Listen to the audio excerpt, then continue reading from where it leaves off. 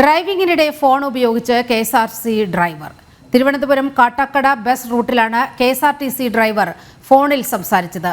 Vellarada ഡിപ്പോയിലെ driver Pradeep കുമാറാണ് ഫോണിൽ സംസാരിച്ചുകൊണ്ട് ബസ് ഓടിച്ചത്. ഫോണിൽ സംസാരിക്കുന്ന ദൃശ്യം ജനം ടിവിക്ക് ലഭിച്ചു.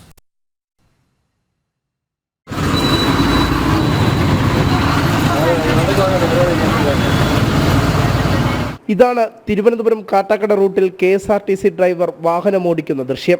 നിരവധി യാത്രക്കാരുടെ ജീവന് തന്നെ ഭീഷണിയാകുന്ന തരത്തിലാണ് അലക്ഷ്യമായി വാഹനം ഓടിച്ചത്. വെള്ളറട ഡിപ്പോയിലെ കെഎസ്ആർടിസി ഡ്രൈവർ പ്രദീപ് കുമാറാണ് ഫോണിൽ സംസാരിച്ച് ബസ് ഓടിക്കുന്ന ദൃശ്യങ്ങൾ ജനം ടിവിക്ക് ലഭിച്ചു.